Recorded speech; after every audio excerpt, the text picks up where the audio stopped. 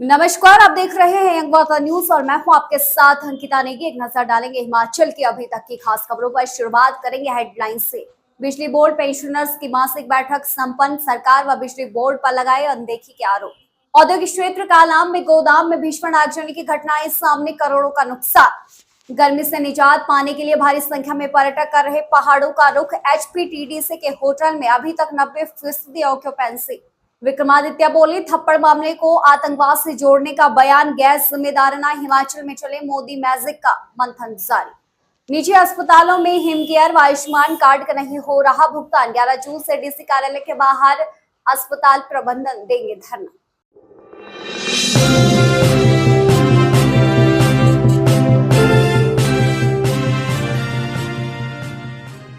समाचार विस्तार से। बिजली बोर्ड से सेवानिवृत्त हुए कर्मचारियों ने सरकार और बिजली बोर्ड पर अनदेखी के आरोप लगाए हैं। जिला मुख्यालय नाहन में आज बिजली बोर्ड पेंशनर्स वेलफेयर एसोसिएशन की बैठक आयोजित हुई, जिसमें पेंशनर से जुड़ी कई समस्याओं पर चर्चा की गई। हमारी HPSU pensioner welfare association Nahan unit की मासिक बैठक हर महीने की तरह हुई है और उसमें हमारे कम से कम 40-45 लोगों ने भाग लिया और सभी ने अपनी अपनी प्रॉब्लम्स को हमारे समक्ष रखा, जिसको हम अपने केंद्रीय कार्यकारिणी के साथ उठाएंगे।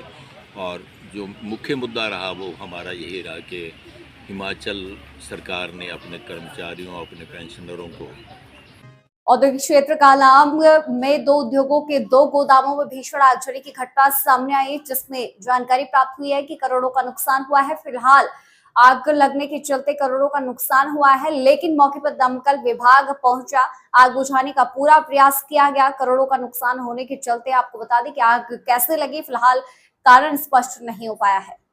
हिमाचल प्रदेश में गर्मी से निजात पाने के लिए भारी संख्या में पर्यटक पहाड़ों का रुख कर रहे हैं। इसी कड़ी में HPTDC के होटल में 90% तक ऑक्यूपेंसी पहुंच गई है। विदेशी पर्यटकों की संख्या में भी बढ़ोतरी देखने को मिली है। शिमला, मनाली, कसौली, चायल, लाहौल स्पीति और किन्नौर सैलानियों से इन दिनों गुलजार है।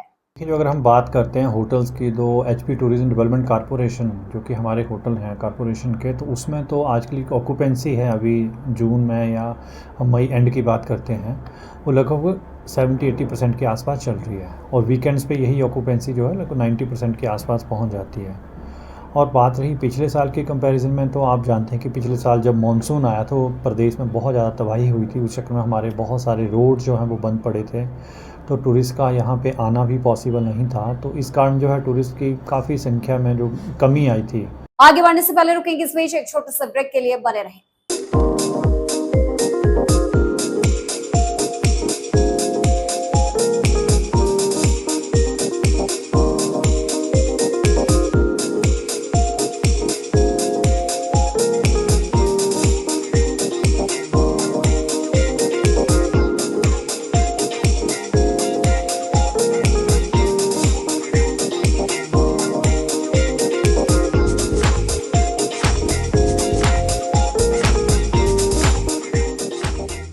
ब्रेक के बाद स्वागत है। निजी अस्पतालों को हिमकेयर व आयुष्मान कार्ड पर इलाज करने के पश्चात सरकार द्वारा दिए जाने वाली राशि लंबित होने के चलते निजी अस्पताल प्रबंधन भारी परेशानियों का सामना कर रहा है।